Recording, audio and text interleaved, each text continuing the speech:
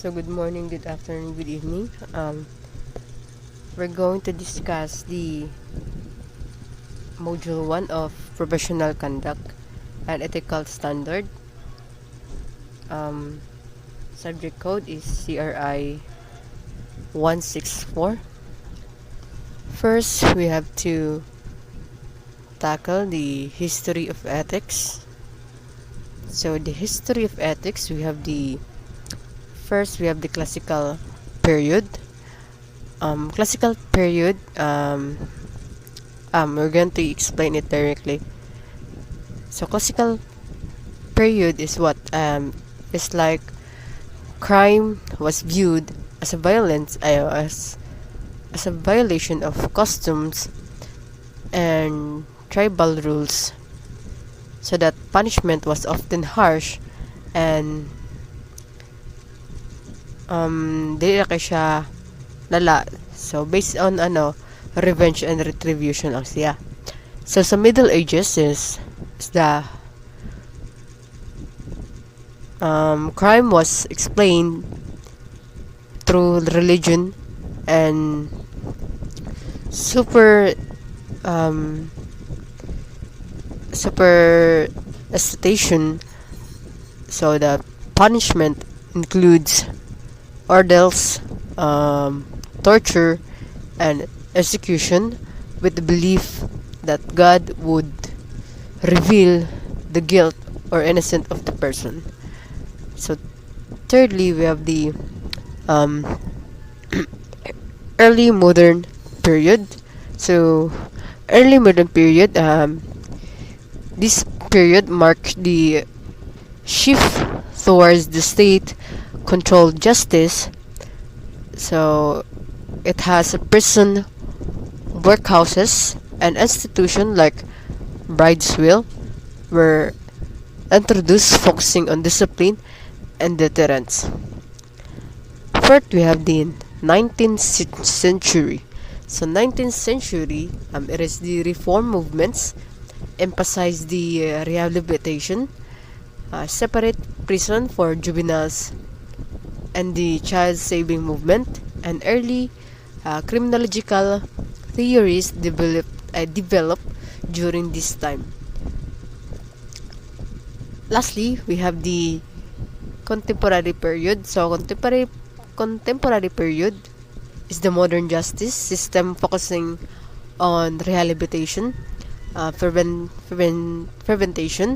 and human rights, so that crime is studied through biological or psychological and sociological theories, with special attention to the juvenile justice.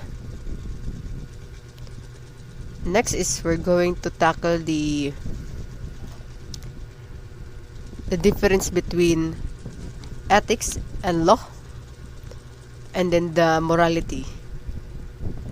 So first, we have to discuss the ethics. So ethics refers to a principle of right and wrong that guide the individual and the professional behavior. It's based on the values, standards, and codes of conduct, and may differ across the professions and culture. So meaning that ethics is the one who will guide us and to have knowledge about what is wrong or what is right. Next, we have law. So law consists of formal rules created and enforced by the state to regulate behavior. Violation of law result in a legal penalties such as fines or imprisonment. So law is the formal rules created and enforced by the state to regulate behavior. So basically, ang law is, iyang concern is what we do, not what we feel. So it requires that we perform that required action regardless of our feelings towards such an action. So nakadepende niya po ng law kung epektibo ba siya upon legal procedure and complex rules of evidence. Last, we have the morality. So morality is involves in a personal and societal beliefs about what is right and what is wrong. It is shaped by the culture, religion, and personal, concise, and it's not always written or legally enforced. So a morality is um it is state that ay with the relationship to ethics. So ang ethics kay mo ni siya ang guidance para natay knowledge or thinking about what is wrong and what is right. So kaning morality is mao na ni siya ang kuan ang idea nga kung i-deal ba nato ang sa ang mali o sa ang dili, or ato ang buhaton sa ang atong maayong buhaton kung model ba ta sa mali or model ba ta sa dili. So that's it. So human acts and acts of human. So when you say human acts, it is requires man rationality, it is requires knowledge, freedom, and voluntariness, and done without knowledge, without consent, and involuntarily. So sa acts of man naman kay it does not require man's rationality, done without knowledge, without consent, and without involuntarily. So proceed ta sa human acts. So ang human acts kay mo ni siya ang actions that done with knowledge, freedom, and intention, because they are deliberately people are morally responsible for them. So meaning that man's rationality. So both pasabot is knowledgeable ta, and we have the freedom to do that, and we have the intent to do this also. So acts of man kay an acts of a man are action that occur without the full awareness of free will, such as reflexes, involuntary action, or action that done while unconscious. These acts are little or no moral responsibility. So kasagaran ani is that nasa atawang pagkatao nga behavior. For example is the mangutot, and then mo cut mo yaw mo seize. That's of muna siyang acts of man. So let's proceed to module 2. Lesson title is right and juries. So here's we have the kinds of right. So we're about to tackle the natural rights first. So natural rights is the right inherent to all human by nature, not granted by the state. For example is right to life. Next we have human rights. So human rights are universal rights recognized intentionally to protect human dignity. For example is freedom from torture.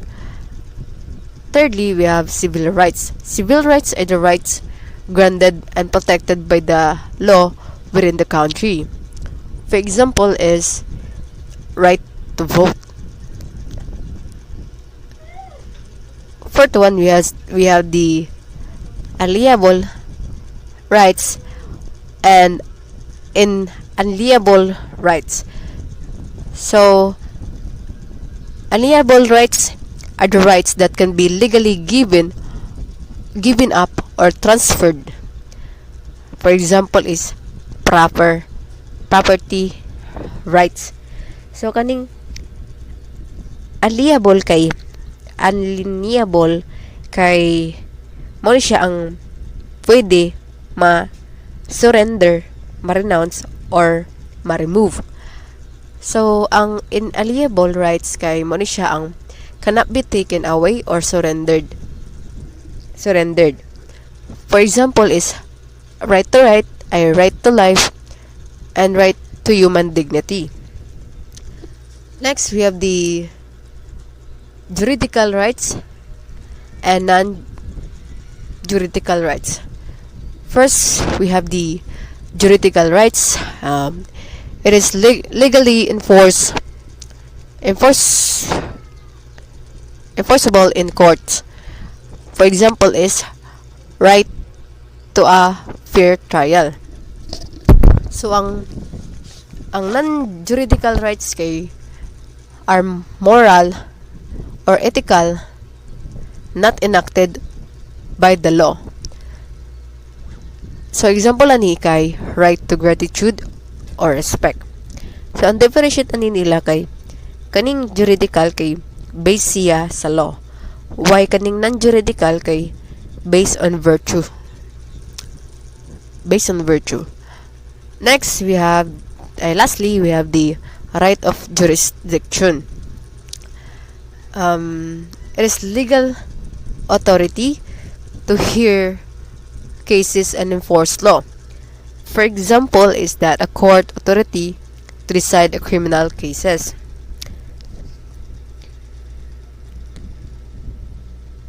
Or a parent has the same right over his children. And that's it. So we have here the meaning of duty. So duty is anything we are bound to do or omit. Subjectively, it is moral obligation or incumbent upon a person to do, omit, or avoid something. So a jury is a moral or legal obligation to act or refrain from acting in a certain way.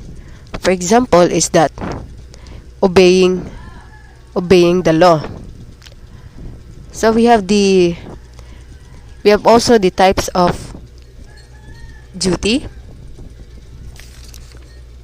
Kinds of duty. So first we have the natural duties. So natural duties are the obligation that arise from human nature and moral reason, not from written law. So for example is that duty to help someone or to help someone with. And then next we have the positive juries. So positive juries are imposed by the human positive law, such as duty to pay taxes and duty to observe traffic rules and the duty to vote. So it says that requires a person to do something. For example, duty of parents to provide care for their children. Third, we have affirmative duties. So are those that require the performance of an act, such as the duty of loving our parents and that of paying our debts. So meaning it is require active assistance or action, often to help others. For example is that duty to help an injured person, or your duty to finish your school so that makapay back kasi mong parents. Lastly, we have the negative duties. So negative duties are those which require the omission of an act, such as the duty not to kill another person, and that of not carrying deadly weapons. So a person to avoid doing harm or refrain from a certain action. Like for example, duty to not steal from others or harm others. That's it, and we're not going to tackle the concept of a bill of thread grade. Taas siya. So we're going to tackle the principle of human rights in module 3.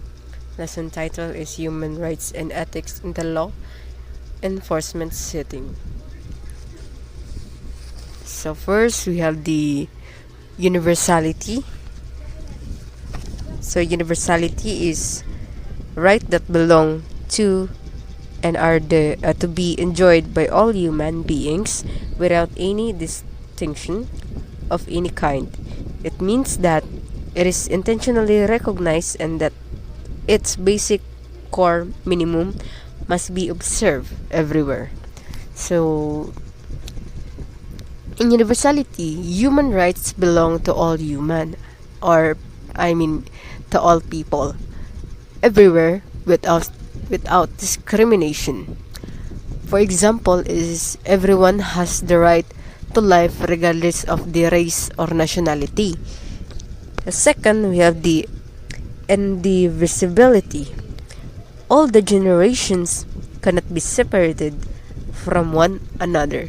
So it says that all human rights are equally important and cannot be separated.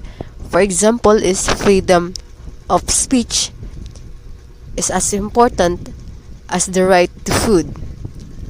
Third, we have interdependence. So interdependence, there is co-equal in importance, and that these rights are guaranteed that an individual cannot live decently and in dignity. So meaning, the enjoyment of one right depends on others. For example, the right to education support the right to work. That's it. So we are in the module 4. The title is Ethical Issues in Dealing with Victims of Crime and Suspect. We have the human rights standard. First is the arrest. So we're going to summarize it. So arrest must be lawful and necessary and non-arbitrary. A person must be informed of the reason for arrest, have access to a lawyer, and be brought promptly before the judge. For example, police must explain the charges at the time of the arrest. So next we have the detention. So detention is all about the human and lawful respecting the dignity and rights of the detainee. Torture, cruel or degrading treatment is strictly prohibited. For example, is that detainees must have access to food, medical care, and legal counsel. Lastly, we have the use of force and firearms. So all over is the force may be used only when necessary and proportionate. So firearms are allowed but only as the last resort to protect life, or what we call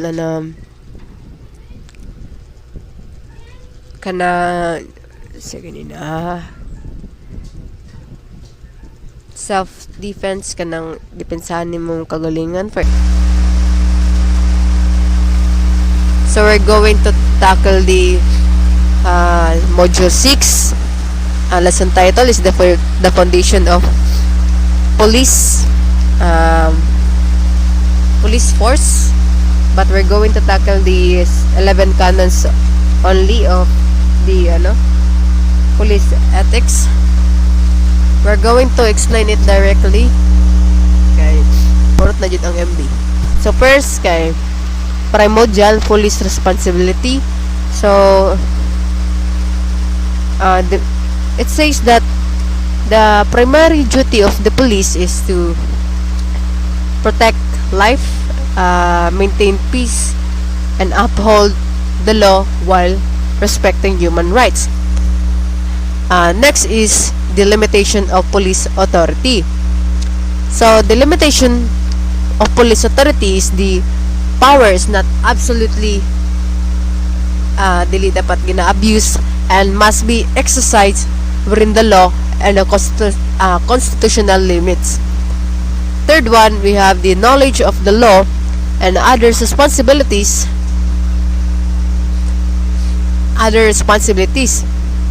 It says that police officers must have thorough knowledge of the law and perform their duties completely and responsibly. And the fourth one is the use of proper means to obtain proper ends. So ang police daw is must achieve the enforcement goals legally and ethically, not through abuse or illegal method. Next is the cooperation with public official. So police should work harmoniously with others, government officials and agency to promote public safety. Next is the proper conduct and behavior. So it says that officer must maintain professional, respectful and disciplined behavior at all times. Next, we have the conduct towards the community. So police should have or should serve the community with courtesy, fairness, and respect, and building public trust. The next is conduct in arresting law violators. So arrest must be done lawfully, humanly, and without unnecessary force, respecting suspect rights. So diri na to ma-apply ang atong ginatawag nga Miranda rights. Next is firmness in refusing gifts or favor. So police must reject bribes, gift, or favor to avoid corruption and maintain nila ilang integrity. Next is the attitude towards police profession. So police should show pride, dedication to avoid corruption, and pride, dedication, and commitment to the police profession and its value. So lastly, we have the imperial presentation of evidence. So police must present facts truthfully and objectively without bias or manipulation. So that's the 11 canons of police ethics. So in module 7, lesson title is the Code of Professional Conduct and Ethical Standard. So pabalik-balik rigid niyang terms, but hato lang itry og tackle ning definition of terms. I think na siya yung 1, 2, 3, 4, 5, 6, 7, 8, 9, 10. So mag-start ta sa neglect of duty. So explain of the right. So neglect of duty, pero na lang basahan.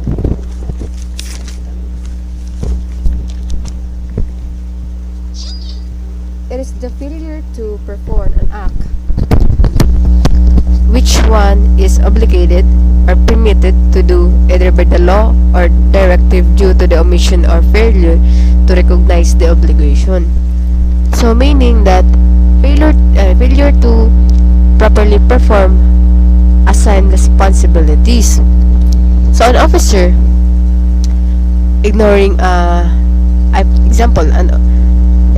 officer kanang ignoring a reported crime. So ang officer ko no kay gi-ignore nga reported crime mo na siyang neglect of duty or ignore of duty. Next, we have irregularities in the performance of duty, or what we say misfeasance. So ang misfeasance is the improper performance of some act which may lawfully have been done. So ang meaning ani kay mga kuan rin siya, mga minor violation of rules or procedure. For example is not filing the required reports on time. Next, we have the malfeasance. So ang malfeasance ay the intentional commission of a prohibited act or intentionally unjust performance of some act of which the party had no right. So ang pasabot ani kay improper or unethical behavior by an officer. So improper daw iyang pag-execute or pag-perform aning specific crime. For example is using excessive form without jurisdiction.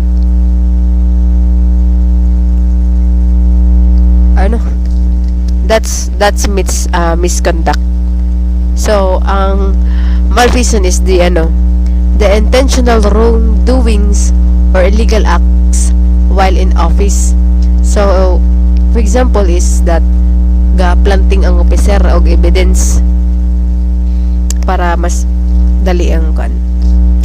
Next is oppression. So oppression is the abuse of authority that violates the rights of others. For example is that harassing or intimidating civilians. Next is the dishonesty. Dishonesty is the lack of truthfulness or integrity. For example is lying in an official report. Imbis nga kuan kanang kapamakaka sa kuan something like mga spot report or sa mga official nga i-report nimo kung tayo na ka sa highway ingani nga na. So next is disloyalty to the government. So ang naani kay actions that betrayed allegiance to the state. For example, assisting criminal groups against the government. Next is the violation of law. So, ang violation of law is the breaking laws that officers are sworn to enforce. For example, is illegal arrest or search. Kanang arestahon nila nga without a proper procedure or walay due process. So lastly is the corruption. When we say corruption is they misuse of the power that they have for the personal gain. For example is that accepting bribes in exchange for favors.